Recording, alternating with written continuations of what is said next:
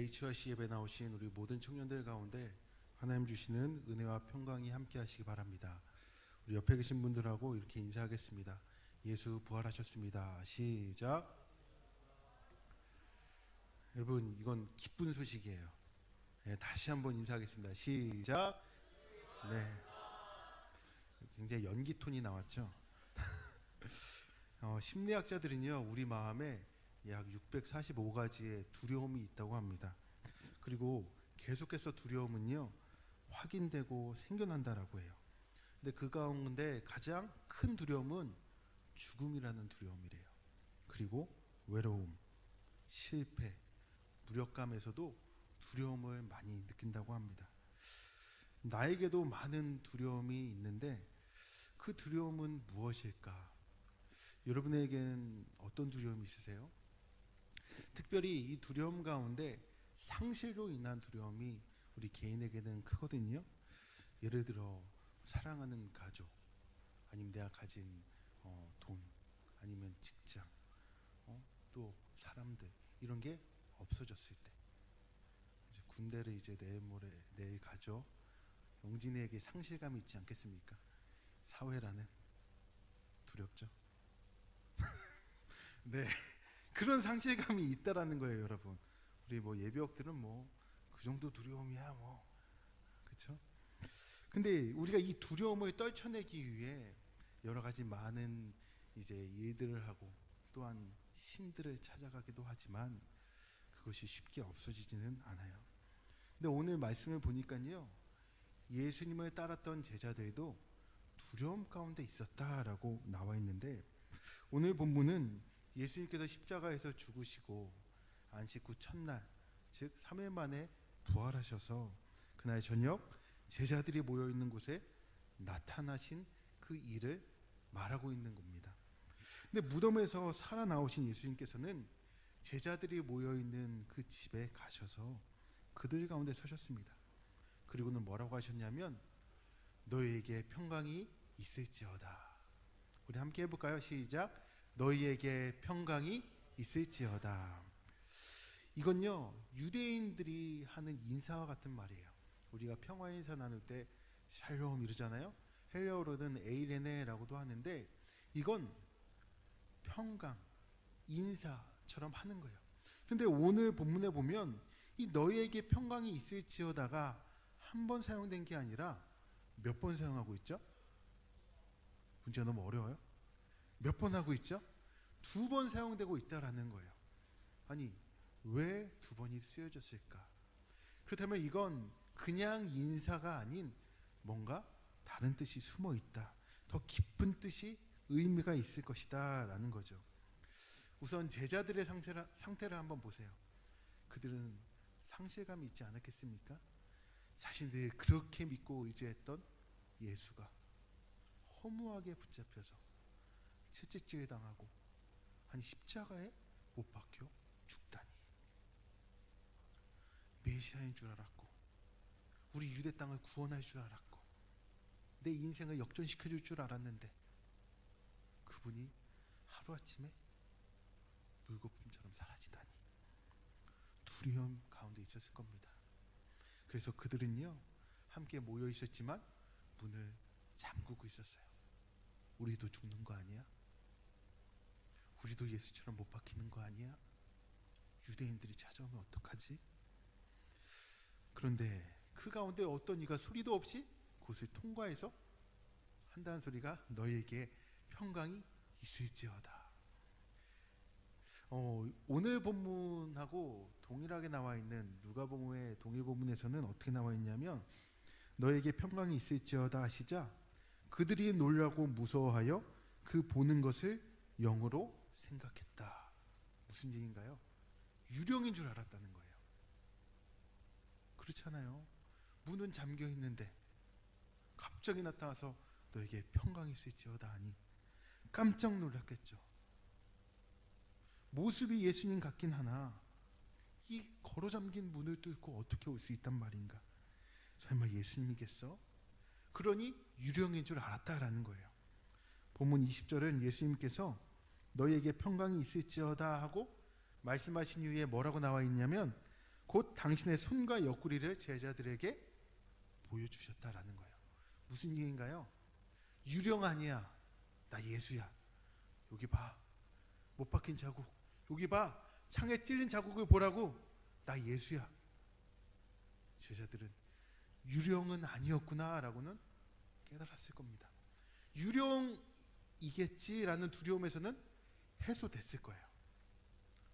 그런데 그 제자들은요, 단순한 두려움을 이제 더 뛰어넘어 해소되지 않은 두려움이 더 있었는데 바로 무엇이었을까요? 제자들에게 찾아온 것이 유령이 아니라 예수님이었다고 했을 때 그들에겐 더한 두려움이 있었다는 거예요. 왜 그랬을까요? 생각해 보세요. 베드로가 예수님 잡히시기 전에 뭐라고 했어요? 다른 사람들은 몰라도 나는 어떤 일이 있어도 예수를 부인하지 않겠습니다. 끝까지 따르겠습니다. 그랬던 베드로. 그런데 닭이 2번 울기 전에 뭐 했죠? 3번이나 부인하고 저주까지 하면서 부인했어요. 제자들은 어땠나요? 베드로 뭐 별 다를 거 있나요? 예수님이 가장 필요한 순간, 예수님에게 가장 사람이 필요하고 누군가 있어야 할 그 순간, 우리로 따지자면 우리 아버지가 돌아가셨는데 그 장례식장에 내 친한 친구가 와줄 줄 알았는데 다 떠나버린 거예요. 외롭게 장례식장을 지키고 있다라고 생각해 보세요. 근데 그렇게 했던 제자들 앞에 누가 나타났어요? 유령도 아니고 예수가. 제자들 마음이 어땠을까요? 예수님이세요? 그 마음이 어땠을까요? 죄책감이 있지 않았겠어요? 유령을 봤을 때 그 두려움을 뛰어넘는, 큰일 났다. 정말 예수님이 말씀하신 대로 살아났어. 근데 난 도망쳤잖아. 그런 제자들에게 예수님이 뭐라고 하신 거예요? 너희에게 평강이 있을지어다. 한번 같이 해볼까요? 시작. 너희에게 평강이 있을지어다. 예수님은 제자들에게 평안하냐? 잘 지냈냐? 이렇게 물으신 게 아니라 너희에게 평강이 있을지어다 라고 그들에게 평강을 기원하고 선포하셨어요. 두려움에 떨고 있고 죄책감에 시달려 있는 그 제자들에게 이제 너희에게 평강을 주겠다. 예수님은 제자들을 용서하셨던 거예요. 그리고 나서 20절에 뭐라고 나와요? 제자들이 주를 보고 기뻐했다. 그제서야 기뻐했다라는 거예요. 부활하셔서 제자들에게 오신 우리 주님은 제자들의 그 수치와 죄책감과 그 두려움을 기쁨으로, 평안으로, 평강으로 바꿔주신 겁니다. 이게 부활의 소식이었어요. 더 나아가 너희에게 평강이 있을지어다 라는 걸 반복하신 예수님께서는요, 예수님 본인께서 십자가에 이제 붙잡히시기 전에 하셨던 약속들, 예언들을 성취하시고자 약속을 다시 한번 기억나게 하고자 이 말씀을 하셨는데, 무슨 말이냐면 우리가 읽은 건 요한복음 20장이잖아요. 근데 요한복음 14장 성경책에 있는 분들은 찾아보시면 14장 27에서 28절에 평안을 너희에게 끼치노니 곧 나의 평안을 너희에게 주노라. 내가 너희에게 주는 것은 세상이 주는 것과 같지 아니하니라. 너희는 마음에 근심하지도 말고 두려워하지도 말라. 내가 갔다가 너희에게로 온다 하는 말을 너희가 들었나니 나를 사랑하였더라면 내가 아버지께로 감을 기뻐하였으리라. 아멘. 이 예언의 말을 다시 한번 기억나게 하신 거예요. 그리고 16장 28절에 보면 예수님께서 또 내가 아버지에게서 나와 세상에 왔고 다시 세상을 떠나 아버지께로 가노라. 그리고 33절에 이것을 너희에게 이르는 것은 너희로 내 안에서 평안을 누리게 하려 함이라. 세상에서는 너희가 환난을 당하나 담대하라. 내가 세상을 이기었노라. 아멘. 예수님께서 먼저 약속하신 그 말씀이, 그 약속이 어떻게 성취되었나를 기억나게 하는 거예요. 너희에게 평강이 있을지어다.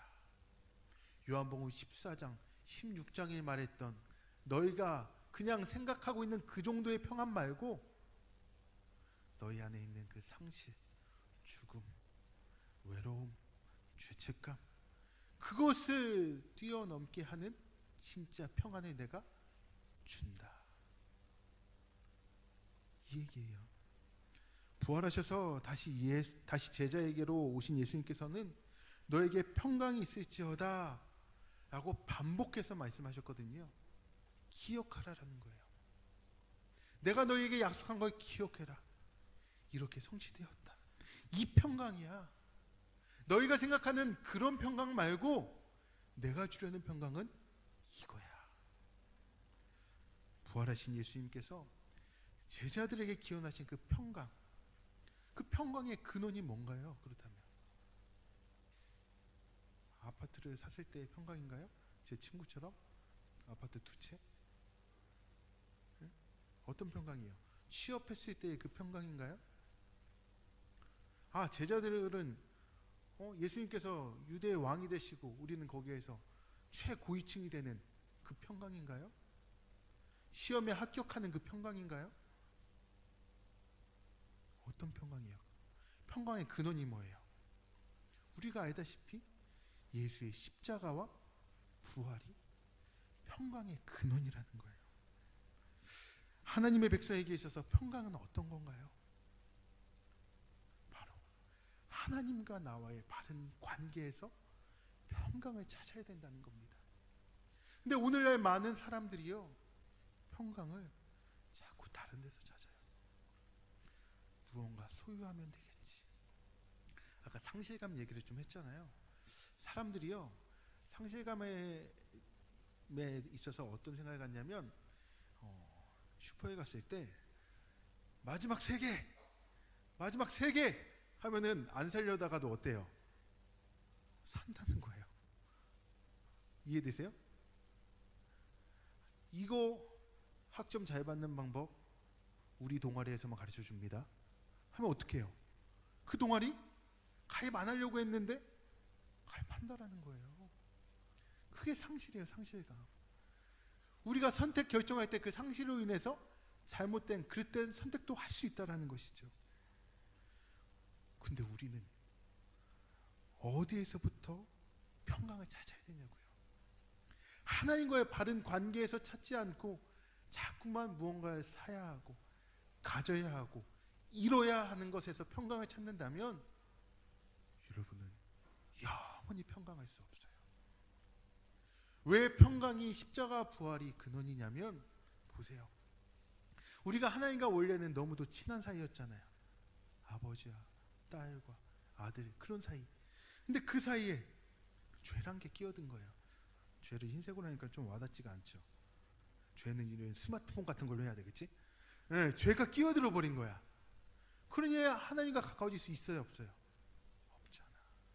그러니까 인간의 죄는 인간이 해결해야 하기에 하나님께서 직접 인간의 몸을 입고 이 땅에 오셨고 우리와 같이 희노애락 육신의 한계를 경험하시고서는 우리를 동감하시고서는 이 죄를 대신 지셔서 십자가에 해결하신 거예요.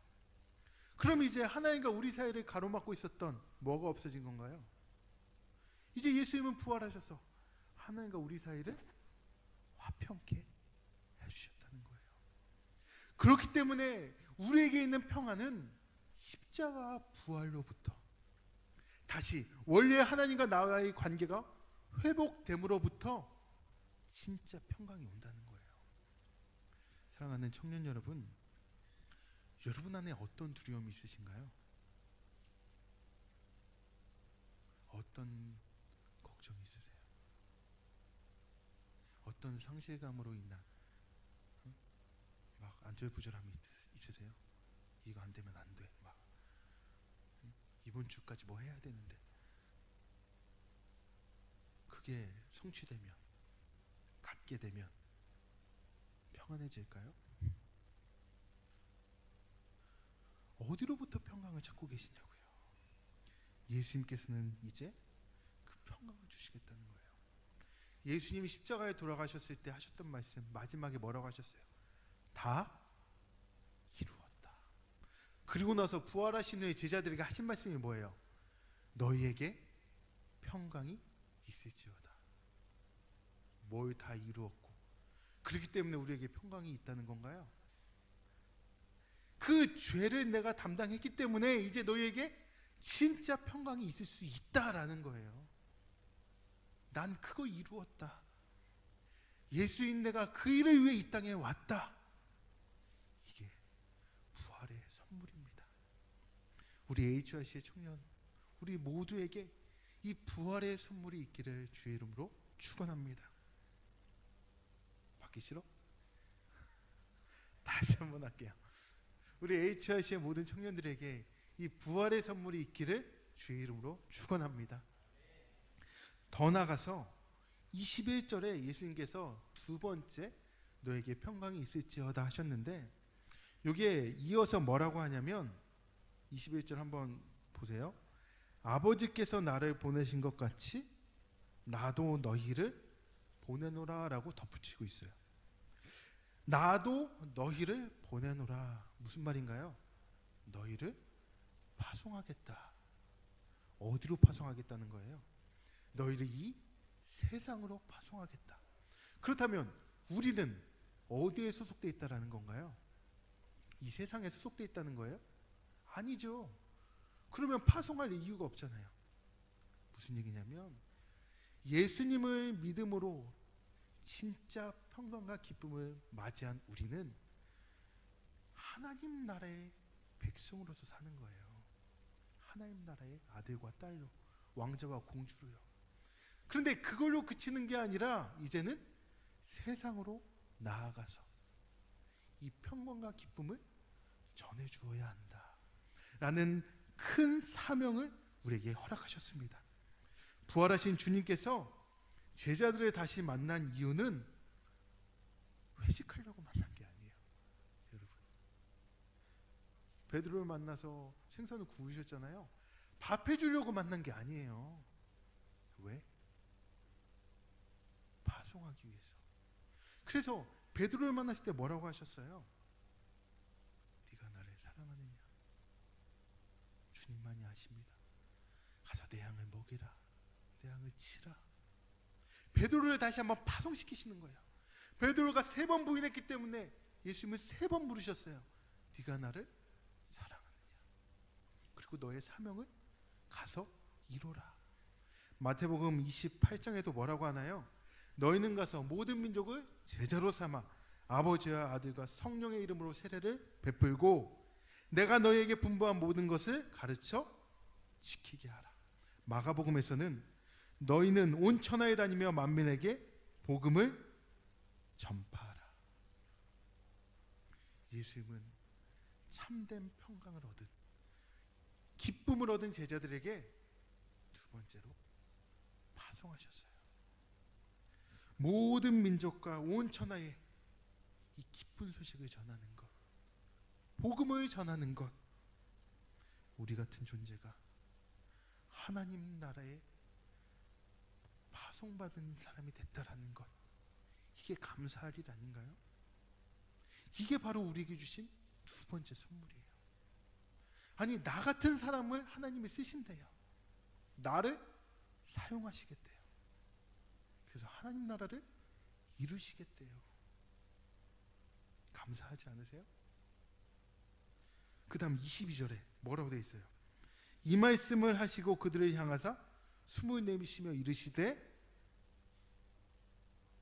제 얼굴에 나와 있나요? 성령을 받으라. 이 말씀을 하시고 했기 때문에 우리는 앞에 있는 21절과 22절을 연결할 수밖에 없는데, 즉 예수님께서 제자들에게 사명을 주시고 파송하는 일과 연관해서 뭐라고 하셨다고요? 성령을 받으라. 사도행전 1장 8절 뭐죠? 오직 성령이 너희에게 임하시며 너희가 권능을 받고 예루살렘과 온 유대와 사마리아와 땅끝까지 이르러 내 증인이 되리라. 사도행전에 꿰뚫는 말씀이라고 몇 번 강조했잖아요. 뭐가 나와요? 성령을 받아야 돼요. 예수님은 우리에게 한번 해봐. 안 되네? 그거 안 되나 보다. 미안, 내가 무리했나 봐. 이러시는 분이 아니에요, 여러분. 사명을 맡기시고 이거 나 못하는데, 그렇죠? 나는 못하죠.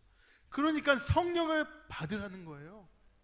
우리에게 사명을 주시면서 그것을 감당할 수 있는 성령을 주시고 거기에 권능을 주시는 게 바로 우리 주님이세요. 그래요, 맞아요. 목사님, 전 못해요. 제가 뭘 해요? 그래요, 여러분 못해요. 저도 못해요. 그렇지만 성령을 받으면 할 수 있습니다. 할렐루야.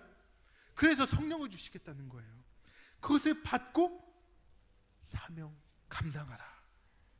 그리고 나서 23절에 어떤 말씀이 있나요? 너희가 누구의 죄든지 사하면 사하여질 것이요 누구의 죄든지 그대로 두면 그대로 있으리라. 근데 이 말씀을 오해하면 안 되는데, 우리가 드라마에서 그런 거 쓰잖아요. 너희의 죄를 사하노라. 올인이었나요? 올인 몰라요, 드라마? 미안합니다. 이병헌, 송혜교 주연의 올인, 명작이에요, 여러분. 너의 죄를 사하노라라고 했는데 이 말씀을 듣고는 이제 나도 사람의 죄를 사해 줄 수 있게 되었구나. 내가 용서해 주지 않으면 저 사람 죄가 안 없어지네? 이런 게 아니에요. 뭐냐면요, 하나님께서는 이 말씀을 통해서 우리가 다른 사람의 죄를 사하거나 정죄하는 게 아니라, 권한을 받았다는 게 아니라, 그건 하나님만이 가지고 있고 앞에 하신 성령을 받으라 라는 말씀과 결합해서 성령 충만한 교회, 성도, 그러한 존재만이 권위를 가지고 죄와 죄의 용서와 구원의 진리를 바르게 이해하고 판단하고 가르쳐 줄 수 있게 된다라는 거예요. 죄를 사하는 것은 누가 하신다고요? 하나님이 하시는 거고, 성령 충만한 우리는 그 기준을 가지고 가르칠 수 있고 죄에 대해서 깨달을 수 있게 되었다라는 겁니다. 부활하신 주님께서 너희가 누구의 죄든지 사하면 사해지고 누구의 죄든지 그대로 두면 그대로 있으리라 하신 말씀은 이전 마태복음 16장에서 가이사랴 빌립보에서 예수님께서 제자들에게 사람들이 나를 누구라고 하느냐라고 물었을 때 베드로가 이렇지만 주는 그리스도시요 살아계신 하나님의 아들이십니다 라고 고백해요. 그때 예수님께서 베드로를 향해서 바울네 시몬아, 너에게 그것을 알려주시는 하나님이시오. 그러면서 뭐라고 하세요? 천국 열쇠를 너에게 선물로 주리니 하늘에서도 매며 땅에서 매이고 하늘에서도 풀며 땅에서도 풀릴 것이다 라고 천국 열쇠를 주세요. 이 이야기의 주제는요, 예수님을 누구라고 하느냐 이거예요. 베드로는 예수님이 어떤 분인지 알았다는 거예요. 하나님의 아들, 그리스도, 구원자. 이제 그것을 아는 네가, 바로 알고 이해하고 있는 네가 천국 문을 열 수 있고 닫을 수 있는 권한이 아니라 사람들에게 전달해 줄 수 있다는 거예요. 알려줄 수 있다는 거예요. 그런데 우리는 이 말씀을 오해하기 때문에 나의 지식과 나의 경험으로 여러 가지 판단들을 한다는 것이죠. 그런데 지식과 믿음은 오직 성령의 역사로만 가능합니다. 우리는요, 오늘 주신 부활하신 예수님의 이 말씀을 통해서 귀한 두 가지의 선물을 받았어요. 하나는 참된 평강과 기쁨. 어디로부터 오느냐? 두 번째는 더 나아가 그것을 가지고 전해줄 수 있는 사명이라는 선물 말이에요. 우리는 힘들고 어렵고 낙담할 때요, 이제 자꾸 모입니다. 제가 서울신학대학교 남성합창단 출신이에요. 말 그대로 남성합창단이에요. 근데 거기 모이면 그냥 군대예요, 군대. 군대. 그래서 그랬는데 제가 아버지 돌아가시고 이제 MDB 대학원 다닐 때인데 그 남성합창단 오비 모임을 계속 참석했어요. 근데 그 모임에 가면 뭐 하는 줄 아세요? 노래하죠. 합창단인데 뭐 하겠어요, 여러분? 합창단이 뭐해요? 여자꼬시겠어요 거기서? 노래해요, 노래. 그리고 올 연말에 아마 남성합창단 오비 공연이 아마 있을 예정인데 여러분 초청하면 꽃사들고 오세요. 해해는 안 오겠다는 건가요? 근데 뭐냐면요, 제가 힘들고 어려울 때 그 모임에 가서 같이 노래하니까, 찬양하니까 힘이 나더라고요. 위로가 되더라고요. 근데 이게요, 제 경험이 아니라 이런 학설이 있어요. 학설. 뭐냐면 사람들이요, 입을 모아 합창을 할 때 사회적인 결속력이 높아진다라는 거예요. 이렇게 생각해 보니까 우리 교회에서도 찬양할 때 한 목소리로 노래 부르잖아요. 그렇죠? 그리고 여러분 야구장 가서도 응원할 때 어떻게 해요? 한 목소리로 하잖아요. 결속력이 막 다져지는 거야. 그러면서 그 안에 있는 결핍이, 그 안에 있는 두려움이 해소가 된다라는 거예요. 그런데 영국의 사회인류학자 존 블래킹은요, 이 같은 사실을 얘기하면서 우리가 놓치지 말아야 할 것은 이런 감정의 결집이 원인이 아니라는 거예요. 쉬운 말로 너희가 힘들고 어렵고 감정적으로 그럴 때만 노래가 같이 모여서 무언가 하나의 목소리를 내는 것이 힘이 되는 게 아니라 1950년대 남아프리카 벤다족을 관찰해가지고 내놓은 학설이 뭐냐면 그 벤다족은 노래를 부를 때 힘들고 어려울 때 부른 게 아니라 풍족했을 때 춤을 추고 노래했다라는 거예요.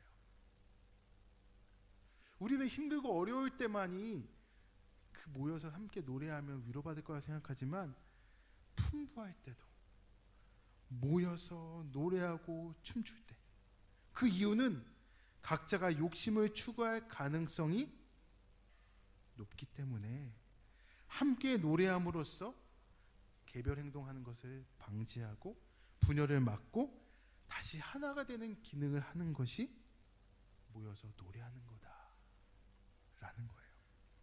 놀라운 일을 체험하고 났을 때도 노래하고 춤추면 갈라지지 않고 다시 하나가 될 수 있다는 겁니다.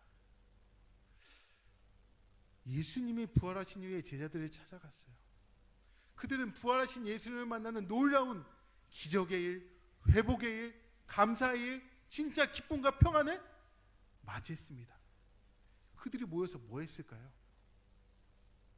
노래하고 춤춘 거예요.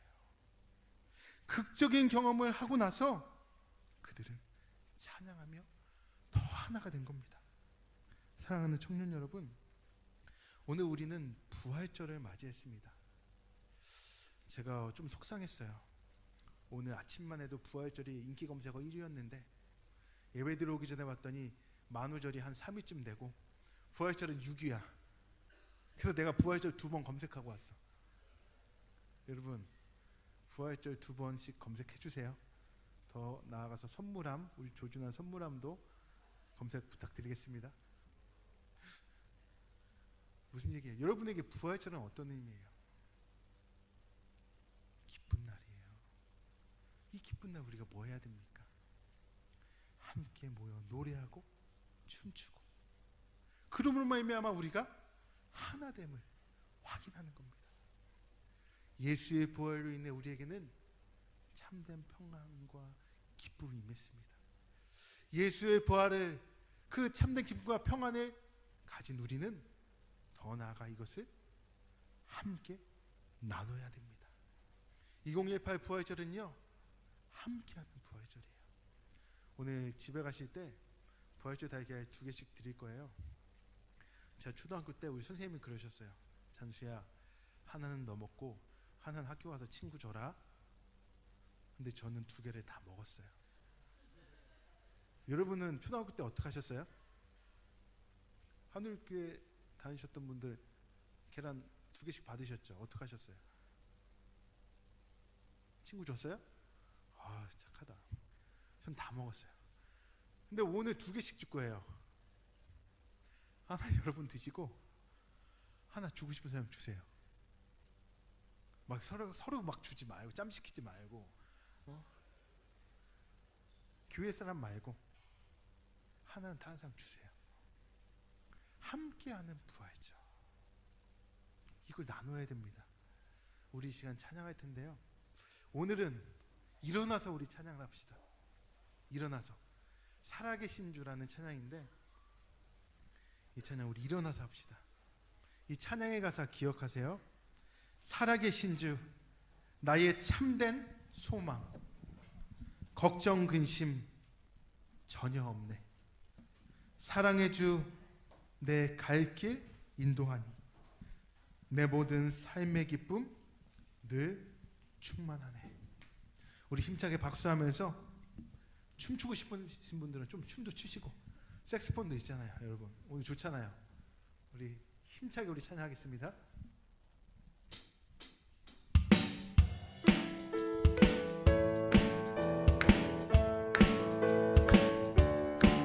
조금만 빠르게.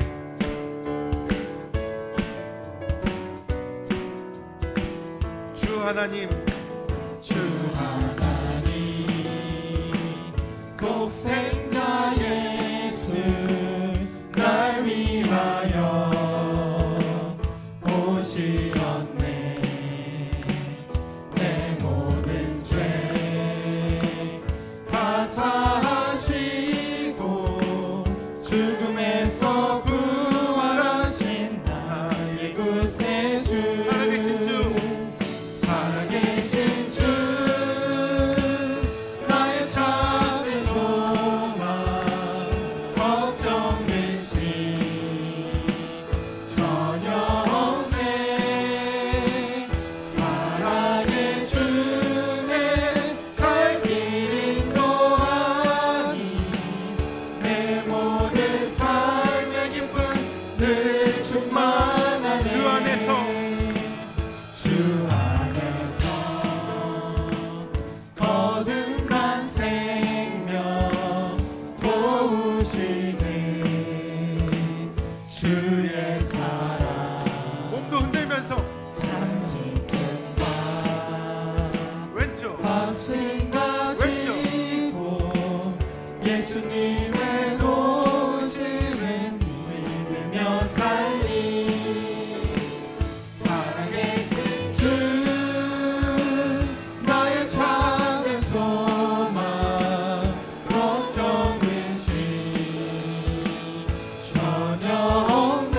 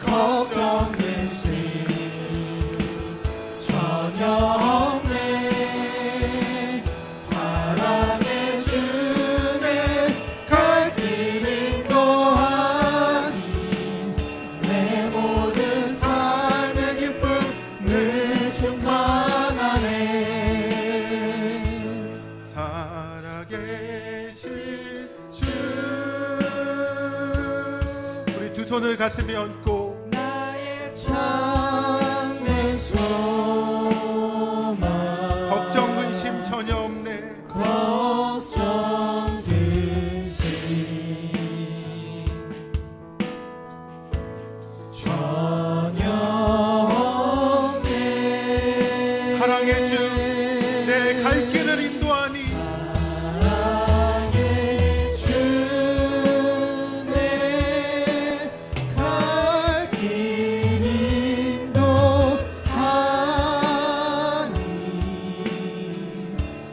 내 모든 삶의 기쁨 늘 충만하네. 우리 이 시간 함께 기도하겠습니다. 부활을 통해 우리에게 참된 평강과 기쁨을 주신 우리 주님 살아나셨습니다. 여러분 두려워하고 있고 상실하고 있고 걱정하고 있고 결핍되어 있는 그 모든 것, 우리의 죄의 문제가 사라짐으로 하나님과 우리 관계가 가까워짐으로 우리에겐 참된 평강이, 두려움이 사라졌습니다. 이 시간 기도하실 때 십자가와 부활의 주님으로 말미암아 내가 그 평안을 얻었습니다 라고 하나님께 감사하며 기뻐하며 그 소망을 주신 주님을 향하여 우리 기도하도록 하겠습니다. 하나님 아버지, 이 부활을 통하여 우리에게 참된 평강과 기쁨을 주셨습니다. 우리 안에 해소되지 않은 이 두려움들, 결핍들, 상실들, 걱정들, 염려들, 하나님의 모든 것들이 죄로부터 임하였다는 것을 하나님이 다시 한번 깨닫고 예수께서 십자가의 지심으로 그 죄를 해결하시고 부활하심으로 다시 하나님과 우리 사이를 하나 되게 하신 하나님과의 바른 관계에서부터 우리가 그 평안을 얻었음을 이 시간 듣고 믿고 살아가오니 우리 HRC의 청년들에게 하나님 참된 평안으로 살게 하여 주옵소서. 취업의 문제, 결혼의 문제, 하나님 또한 시험을 앞두고 있는 우리 청년들, 관계로 어려워하는 청년들, 교회로 세상 가운데 하나님 우리 가운데 오직 예수만이, 십자가 부활의 이 복음만이 우리를 평안케 하신다는 사실을 기억하며 다시 한번 주님께로 나아갈 수 있는 우리 HRC의 모든 청년들 되게 하여 주시옵소서. 이 평안의 소식, 기쁨의 소식 역시 나의 삶에 가득 채워지게 하여 주시옵소서. 오 주님 함께 하여 주옵소서.